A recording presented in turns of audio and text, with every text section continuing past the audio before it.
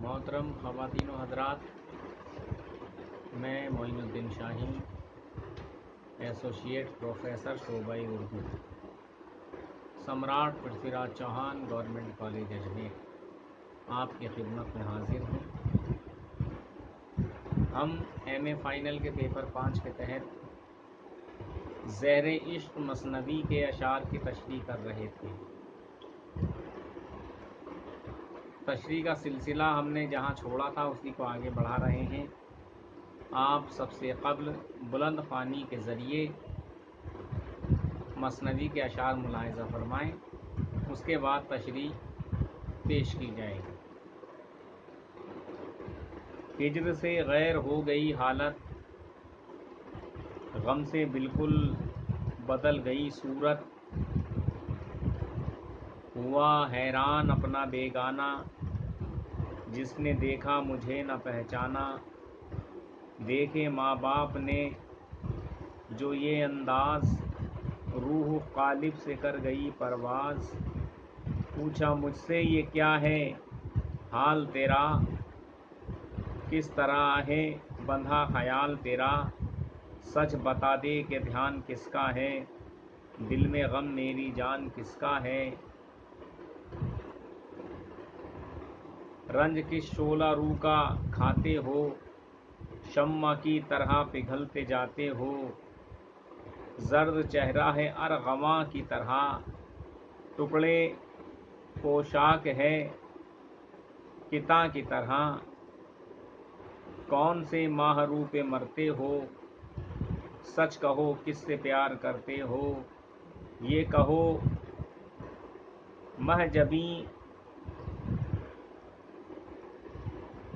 सच कहो महजबी वो है कौन, बला है कौन, तुमको ऐसा हंसी मिला है कौन। इस बंद में या मसनवी के इन अशार में, बंद तो नहीं है, ये अशार हैं चीदा चीदा, मुसलसल हैं अगरचे।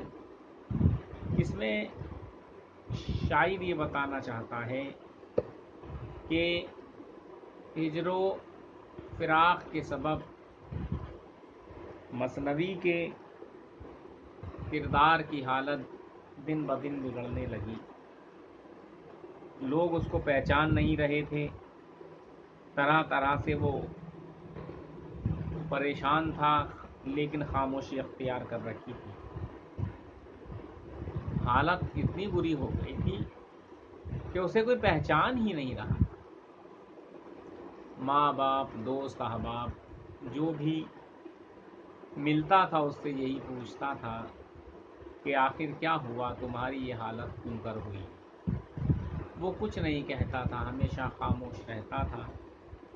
और माँ ने भी पूछा, वालिद ने भी पूछा कि आखिर ऐसा क्या हुआ, कौन ऐसा शोला रू है जिसके सबब तुम्हारी ये हालत हुई कि तुम शमा की तरह पिघलते रहते हो और मुसीबत और परेशानियां झेलते हो। तुम्हारे जिस्म से खून सूख गया है, इसलिए तुम्हारे चेहरे का रंग अरगवानी हो गया है और तुम्हारे टुकड़े टुकड़े पोशाक हो गई है, तुम्हारे कपड़े तार तार हैं, तुम्हें कोई होशो हवास नहीं है। किस माहरू ने या शोलारू ने तुम्हें इस हालत को पहुंचाया है, आखिर वो है कौन, हमें उसका पता बताओ।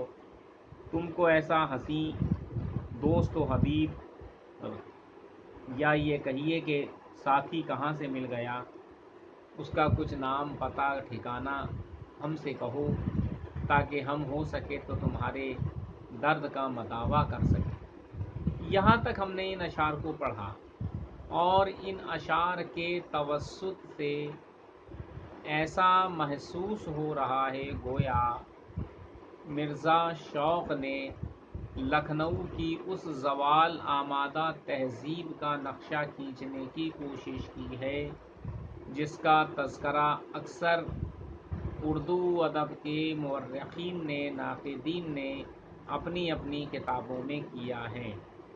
यानी वहाँ की जो तहज़ीबी रिवायत थी وہاں جس طرح کی پردیداری ہوا کرتی تھی اس کو ملحوظ رکھتے ہوئے شاعر نے اپنا مافی ضمیر بیان کرنے کی کوشش کی ہے، لیکن بعض مصرے اس میں ایسے ہیں کہ جو ماں باپ اپنے بچوں سے نہیں پوچھا کرتے، تو یہ تنقیدی نقطۂ نگاہ سے اس مثنوی کی بڑی کمزوری کہی جا سکتی ہے۔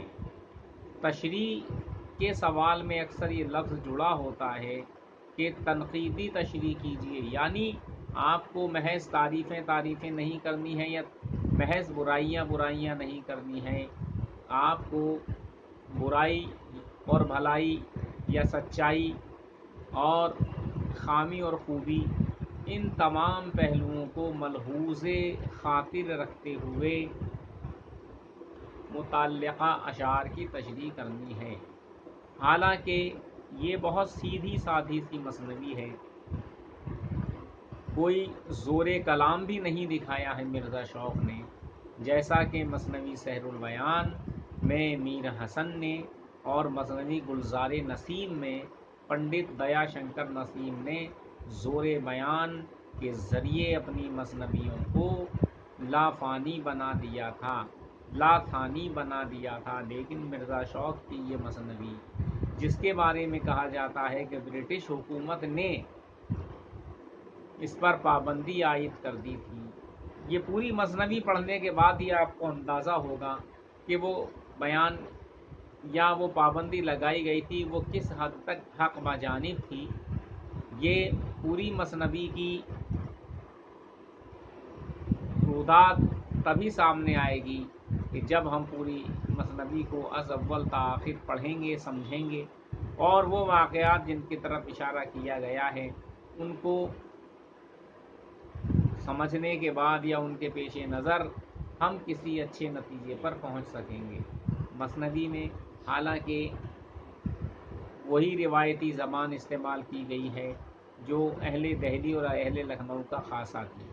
آپ یہ نہ سمجھیں کہ دبستان لکھنؤ کی مثنوی ہے تو دہلویت کا اثر اس پہ نہیں ہے، نہیں، اس مثنوی پر جگہ جگہ دبستان دلی، دبستان لکھنؤ کے اساتذہ کرام کی خوبیوں کا عکس نمایاں طور پر نظر آتا ہے۔ اردو مثنوی کی تاریخ میں مرزا شوق کی یہ مثنوی اس لیے بھی مشہور اور مقبول ہے کہ اس مثنوی کا جو پلاٹ ہے وہ بہت ہی معمولی قسم کی کہانی یا قصے پہ رکھا گیا ہے۔ اسی نشست کو ہم اگلی